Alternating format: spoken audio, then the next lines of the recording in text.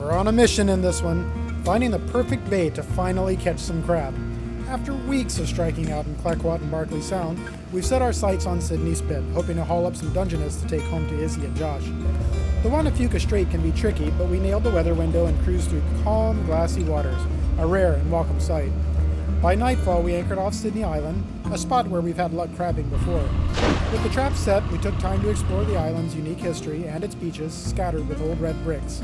But the big question remains, did we finally snag some crab for our welcome home dinner with Josh and Izzy? Are you ready for adventure? Subscribe now because we're getting ready for the Great Siberian Sushi Run. It is 6 a.m. We've been up since 5.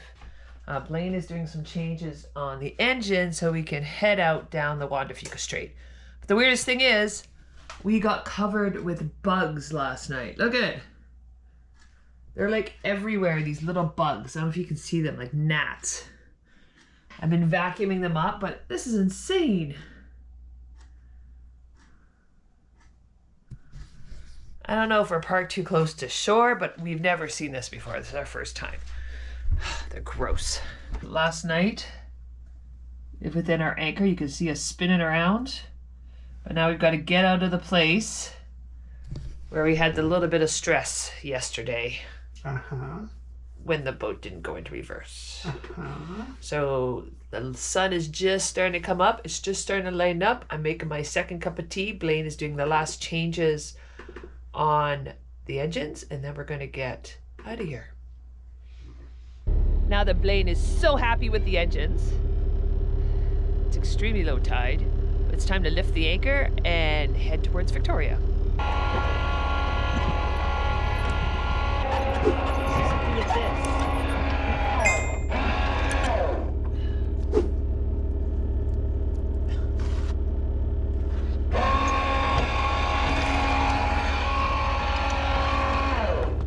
Oops.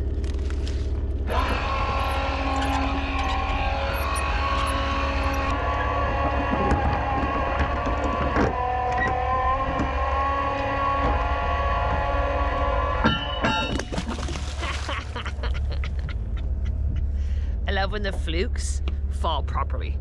I gotta get the seaweed off though. That's kind of cool. It's like leather.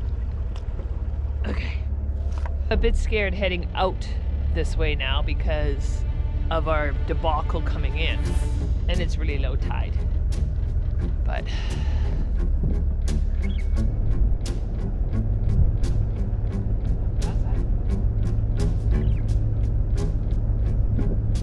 I'll show you how shallow this is. You can see the bottom coming down there.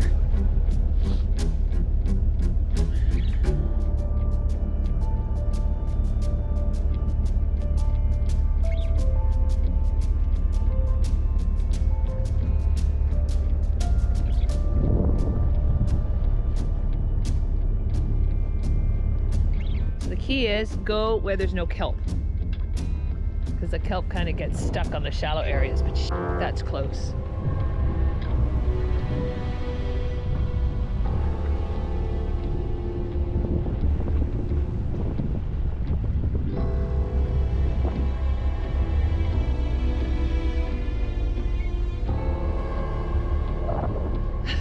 He's just smiling, having a grand old time. I'm like, oh my gosh. Okay, whew, we did it. And we didn't turn sideways. So let's go grab another cup of tea and check in on Blaine.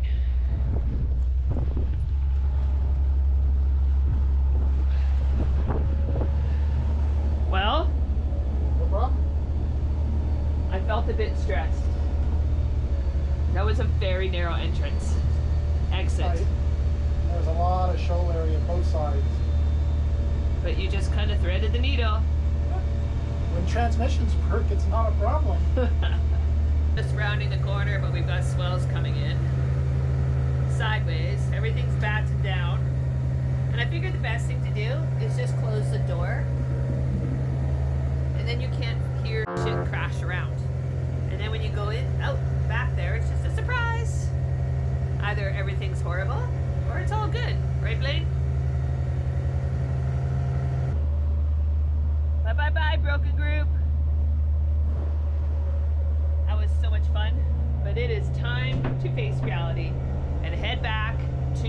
The grind.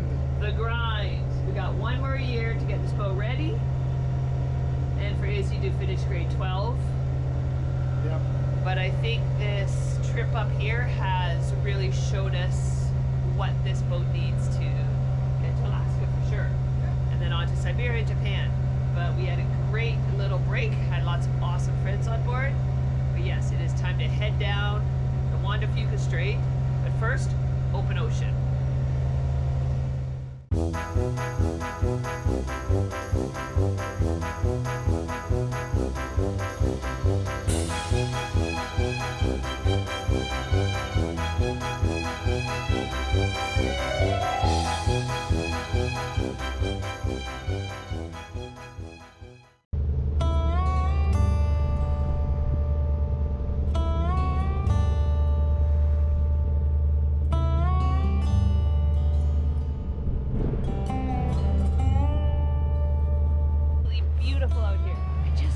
A bit warmer, maybe some tropical air. Okay, Blaine's making his turn right now. So what we decided to do is we tacked out so he can make his turn, so we're not taking the swells on the beam, because that's when we cause the most damage on board. So now the swells should come on our aft quarter, starboard. So basically, if you're looking at this like a clock, so we got 12 o'clock, 1, 2, 3, 4, 5, we're going to take these swells at the 5 o'clock position, which is actually good for Tangaroa.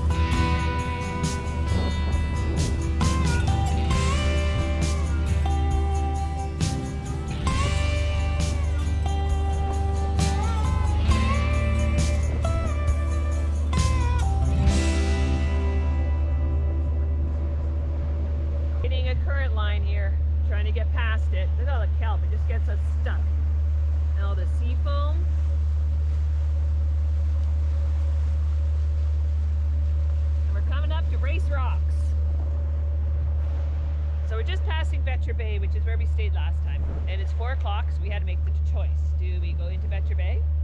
But it's only 4 o'clock, so we voted that we're going to keep going and maybe stop in Tangaroa Bay for the night. We'll see what happens. Little whirlpools. Whirlpools of kelp. We are doing 12.3 knots. Why are we going so fast? Current ripping through here right now. And it's behind us? Yep. Giving us a big push. That's right through Race Rocks. Look at that. They're beautiful. Race Rocks, British Columbia. It's been a long day. This is our longest passage ever on Tangaroa. Even when we were coming down from Alaska, because we were so short on daylight that we couldn't make long passages like this. Well, it's been almost 14 hours since we've left Barkley Sound. We made it all the way around Victoria, and we were going to go into a new anchorage that we've never been to, either Tangaroa Bay or Darcy Island. But when it's this late, it's kind of nice to go into an anchorage that's open, has more room in it. You know, it has a dinghy dock to take the dog on shore, and it's got Dungeness crabs. So yeah, we are going into Sydney Spit. There's a few boats out here. We thought it would be emptier, being Labor Day weekend is past. But we'll find a spot. It's a huge big anchorage, and it is the perfect night to go to Sydney Spit. Nice and calm. Put the crab traps over tomorrow morning and take the dog for a walk on the beach, because it's got an awesome hiking trail. And I don't think we've been here for about 2 years, which is crazy. So I kind of look forward to coming here again. It's an absolutely beautiful place. It's beautiful up here. Yeah. It's beautiful up here.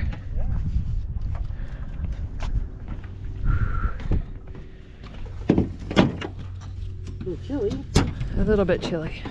It is September now. Sure.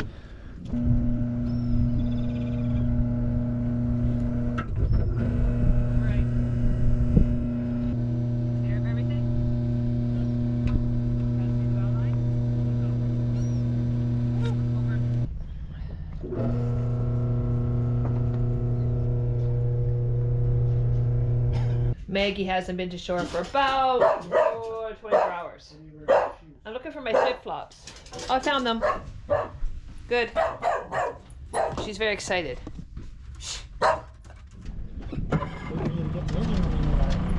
What?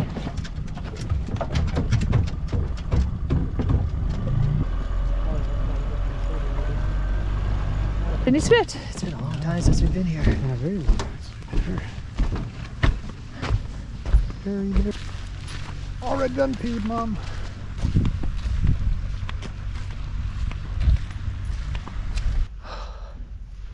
Absolutely beautiful. We came to the other side away from the sunset, so Maggie can have her zoomies. So we can still see the sunset. We can still see the sunset, but we're gonna walk over here, walk down the shore. What do you think?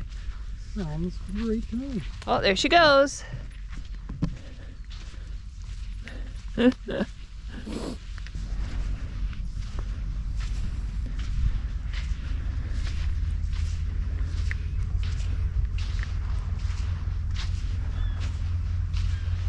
Some nice bouncing here. I have to say though, it was a good trip to the Barkley Sound. I'm tired though, I'm ready to see the kids. Me too. It's not a dock, it's a boardwalk. Oh, is it a boardwalk? It's a boardwalk. Not a dock. It's a boardwalk. Okay, I'm sorry. Look at this beautiful boardwalk. Beautiful boardwalk. This is quite the house someone built. Looks like it's taken them hours. There's even like wave cut plywood.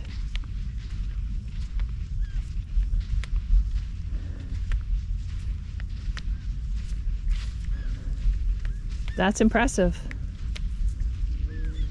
Nice little, very, very, very fine. Hey. Oh, that's a nice, oh, that's a pretty star collection of shells. Disturb it. No, someone made a very nice design there. campfires. We have decided that we're exhausted. This morning was very early at the Port Alberta Yacht Club. Quite early. So what are we doing? Going to bed. Heading home, maybe watching one show on Netflix and going to sleep. Tomorrow morning, a bit of a walk, some crabbing, go to Mill Bay, fill with water, and then head back to our home mooring. Because Izzy starts school tomorrow. But really, it's only 2 hours, so I can't really start that. Like, I can't really call that a full day. Can't call that a start.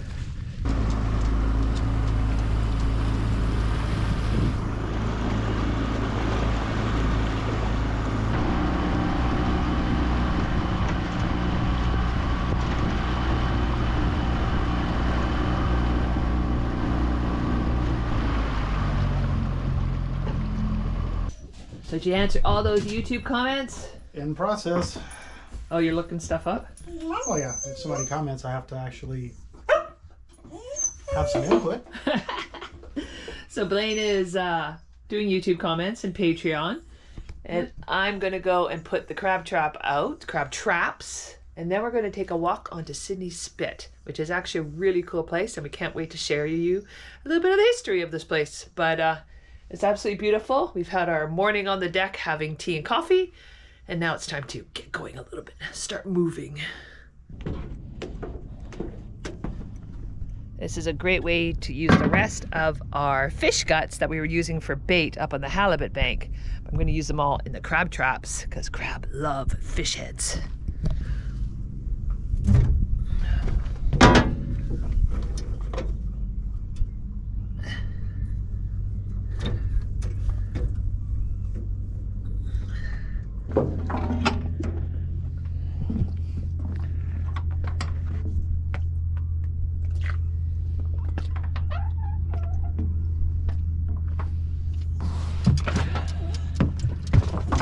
Maggie, you coming out to put fish traps out with me? Yeah? Okay, let's go.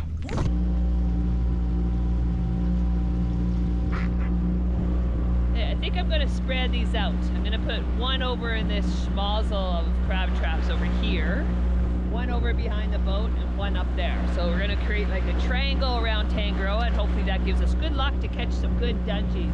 Because we have yet to catch some Dungeness crab on this trip. That are keepers. We've caught some little ones, but none that are keepers. And you know what? I've got some of this crab oil on board. So I'm just gonna like put it on there when I drop over. Why not, eh? This stuff stinks though. A little bit of oil on the fish head. And we'll drop that right there. Woohoo! And I won't get tangled.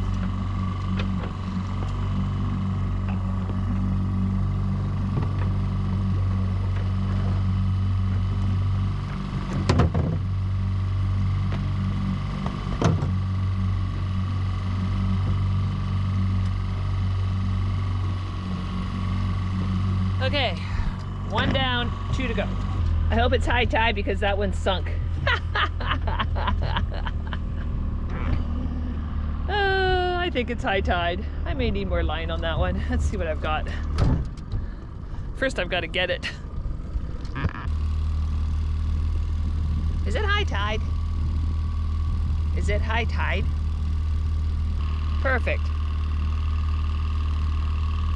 Okay, we'll just leave it then. Thank you. Don't tell Paul I sunk his buoy. Okay, number 2.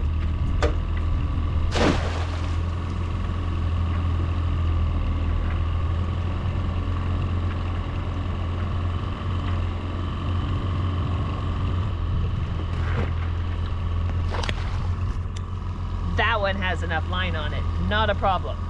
Okay, number 3. So I had to pull that one up because the first place I put it was too deep, which is out by us. I should know better. And he doesn't have very much line on his buoys. Ours is out there, and then I've got one sunk one. But we'll wait for high or low tide and we'll go get it, hopefully. If not, I might owe him a trap.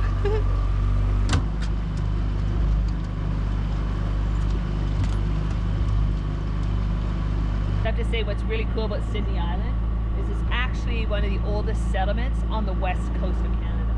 Actually settled by the Hudson Bay Company as an outpost, like it was a stopping over for everybody going up the Fraser River for the gold rush, which is a bit crazy if you think about it. And it is absolutely beautiful. Sand beaches, beautiful lush forest, like just absolutely stunning. So after it was a Hudson Bay post, then what was kind of neat about it is it was bought as a game reserve, so there was hunting on it. But there is still hunting on it in the wintertime. It's shut down for, is it January and February? Can't remember when, but there's postings and the First Nations come on, they remove the dog, First Nations come on and they hunt the fallow deer that are here. Fallow being that they have no predators. So the First Nations do come on and do some hunting every year. See? Sand beaches. Where we're walking, you can still see remnants also, because after it was as a game reserve for hunting, then it became a brick company because there's awesome clay here, and a brick company came on and they made a ton of bricks, and we're going to see the remnants of those.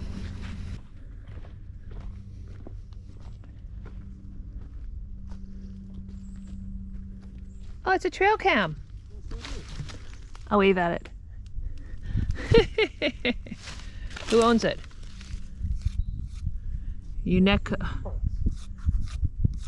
Dr. Tara Martin of the UBC Conservation Decisions Lab.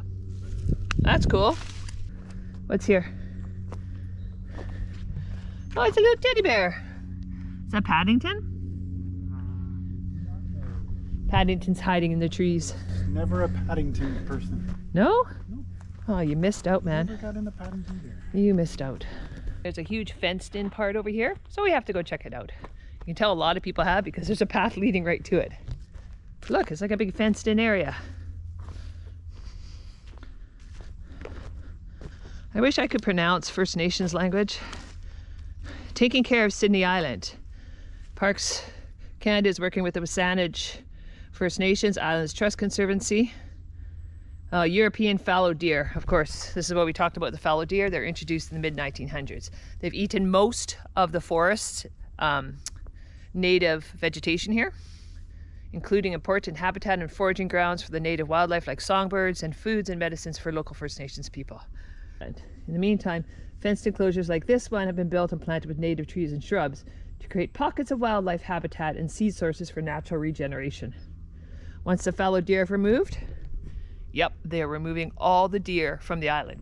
So some of them they've got is a sword fern, which is kind of cool, Nootka rose, thimbleberry, and salmonberry. And you can see where all the orange flags are, that they're growing them all. Okay, that's cool. Blaine has such a keen eye. You want to see what he found this time? I would like to say I have a keen eye. Canoodling frogs. Look at them. They're canoodling. Oh, Blaine, will you be my canoodling frog? Oh, of course. Anytime. Let's see what else we can find. It's like little treasures along this path. But the question is it litter or is it a treasure? Should people actually do that? I know we were having the problem in Victoria with painted rocks. They were hiding them everywhere, and then everybody was going off trail to find painted rocks. Good thing or a bad thing? I'm not sure. What do you think? Put down below. Treasure finding, fun, or litter causing damage? Look at this. I think that's all woodpecker. Getting in there, getting the bugs. That was a wing. Because, oh yeah, they've done up that tree. It's all dead. Yeah. That's a woodpecker. It's pretty low to the ground. Sure is. There's another one he started there. I think my keen eye found something this time. Look, it's a little gnome. And a slug, Blaine. The slug is visiting the gnome. That's the gnome's pet slug? There's a pet slug, and the slug is real. Or maybe the gnome is the slug's pet gnome. Oh, maybe. The slug could be the gnome's pet slug. No, The slug's pet gnome. Slug's pet gnome. I'm so confused now. I know, it's actually kind of hard to say. I know. Hi. Oh, look at that.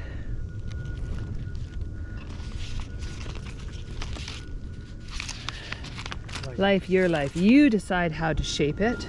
You decide how to belong. Be awesome, react, be calm. How you represent yourself in your work, speech, community alone shapes the path you walk on. Not every path will support you, so speak up and try to change it. If it doesn't change, let go, take another path. Life is all about feeling good and being filled with positivity, not struggle. That's a kind of a nice sentiment that someone wrote. It absolutely is. Leave it there for the next person. They may need to hear that.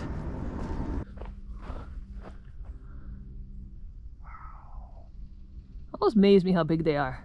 I know.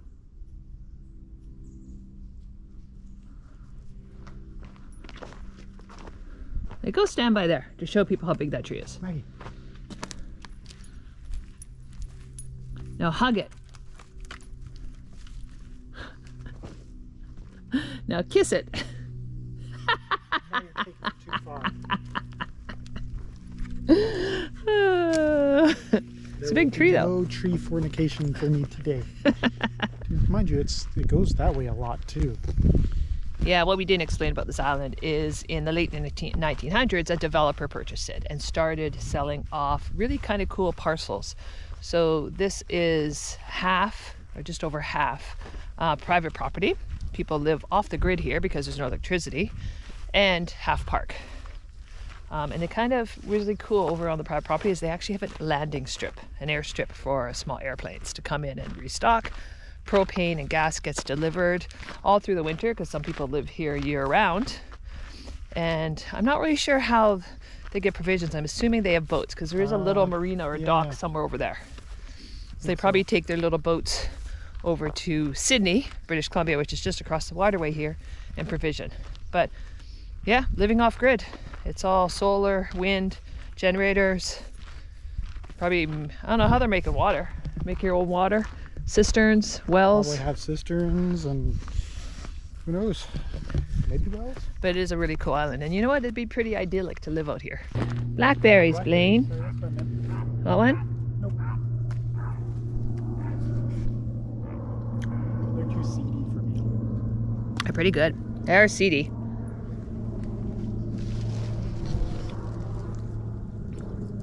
But they're still pretty good. That was a good one.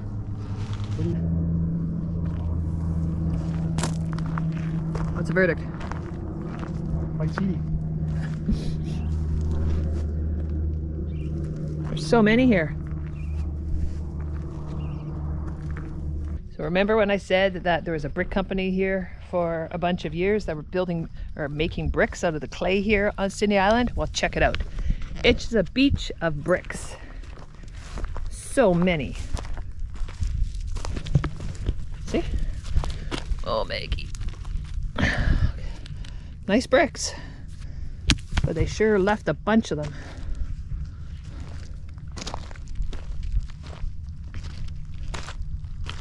Oh, it's a fish. He's dead.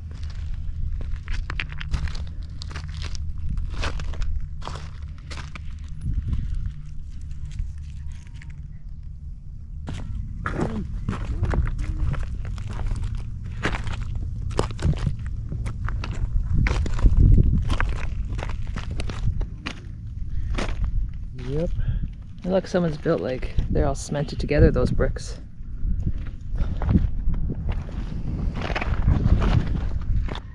Okay, we found Tangaroa.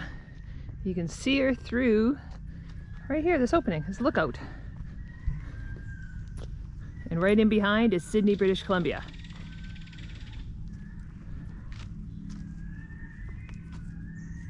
Okay, it's time to grab the crab traps and hopefully find the one that I sunk over there.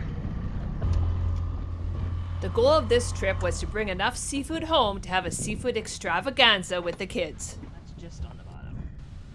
But to do that, we needed some Dungeness crab. Oh, I see one big one in there. Oh, there's a few. Is it right underwater? It is right underwater again. I kind of wish we had needle nose pliers because I would take the barnacles off this dude and give him a claw spa. Oh well, he just goes overboard. That one's going to be questionable whether he's big enough. Yeah, that one is big enough. First trap down and it was looking promising. We had one big Dungeness and one we had to measure to determine whether we could keep it or not. Okay, we're going to keep those ones in there until we get to the boat and empty them there. It'll be much easier. Okay, next crab trap. Yeah, I might be saved. I think the tide has gone down enough to get the crab trap that I sank.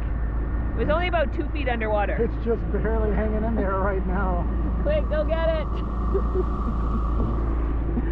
Oh, Paul would kill me if I lost his crab trap. Hey, you should get this one, Blaine. Oh, you're already wet.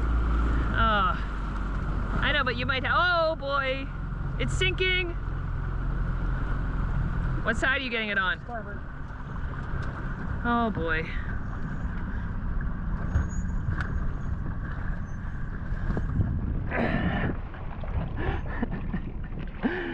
I got it, I think. Oh boy. Woo! I almost lost the crab trap, Lane. It was just barely there. Oh, I know, that was so bad. Like, Paul would kill me if I lost his crab trap. Oh well, let's see if we got some crabs. What do you think? Let's do it. You guess. I'm going to guess 3 dungies and 1 red. Okay. I'm gonna guess 2 dungies and 1 red that gets thrown back.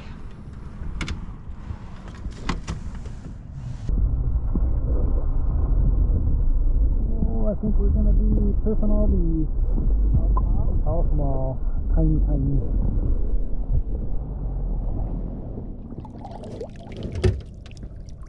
Oh, one just swam out. Oh, 3 little rocks. Okay, I'll just do this. Doesn't take much to get them out. Bye-bye, little rocks. Okay. See ya. All right, Lane? last one. Okay, we got 1 more. You ready? Over there. Last trap, and we wanted to catch at least 1 more Dungeness crab. Almost there? What's it gonna be? Oh, scratch on that one too. No, there's one little one. I know, but not one that we can keep. I consider that a scratch. So what we learned is the crabs like Look at this poor guy. inside better. Look at this poor guy. He got no claws. He's got no claws. I know, but look at he's got no claws. Isn't Poor he sad? guy. He's got no claws. Okay. We've got to get the measuring stick. The dungy have to be here to here. Oh, I think it might be big enough.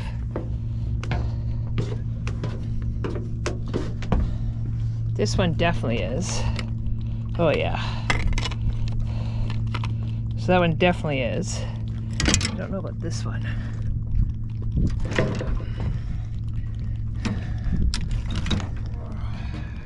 All right, tender's tied.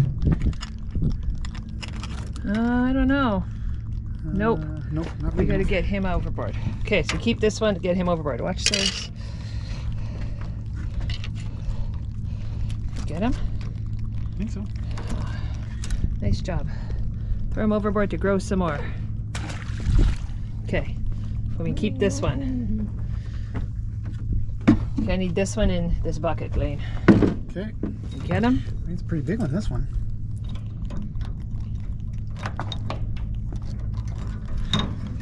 That's big. Hold him up. Ah! Oh boy. Slipped. No. Bad crab. You can lift the whole trap and put it in the bucket. Bad crab. Why are you Just so pick him up by a slippery? leg. Whoa, that's big. I haven't done this way before, but Brian showed me how. So let's see what happens.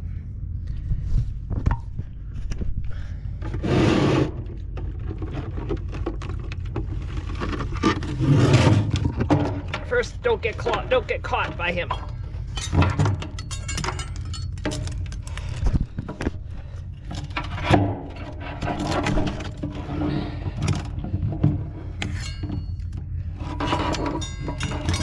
Ah, too many legs.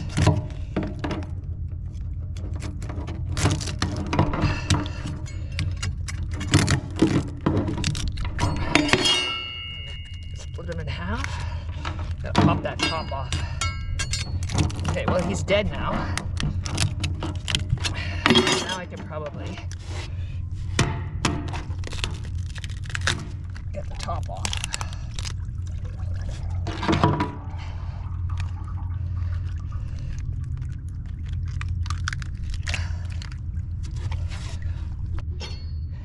And that's it. It's off the deck. It's time to get out of here. Which means back to our home mooring. So our seafood extravaganza was going to include prawns, sablefish, red rock crab, and Dungeness. We couldn't wait to have the kids on board. Wow, no mud! Woohoo! While we were walking on Sydney Island, this absolutely stunning boat came in next to us. This is the Thea Foss. Isn't she beautiful? She has professional crew on board, because I just watched them take the guests on board all dressed in their uniforms.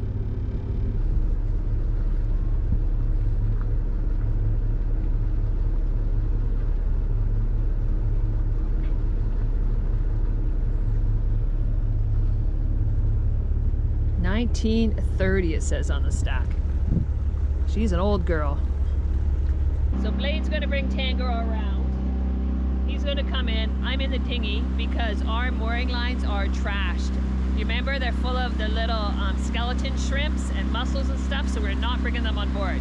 So instead, he's gonna come around and drop me a mooring line. I'm gonna put it through the mooring and hand it back to him. At least that's the plan. I think it will work.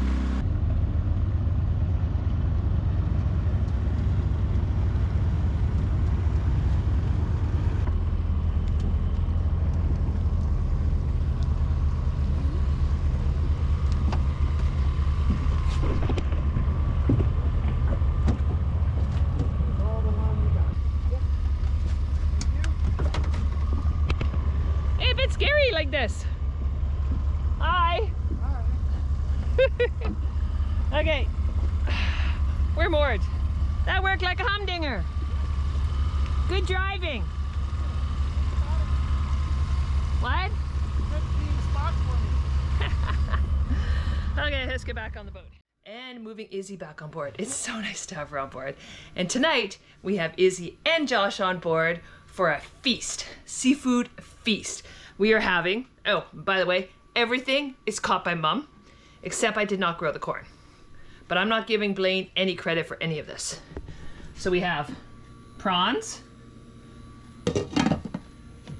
garden grown corn, crab, Dungeness and rock crab, which are in the Instant Pot. And we can't forget what's on the barbecue, which is the Pacific cod, and it looks so yummy.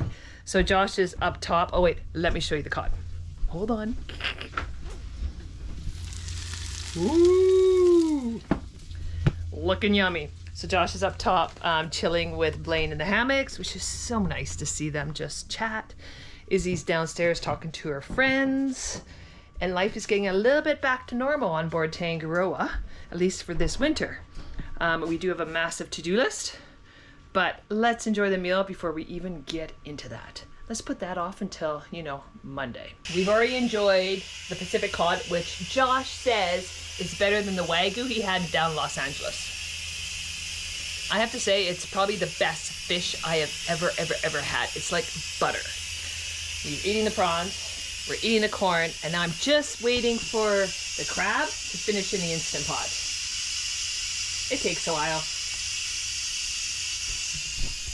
And again, this is that big dungy that we caught, and 3 rocks. We had 4, but remember, I dropped one overboard. It happens. Ready? The rocks are on top, and then the dungy's underneath.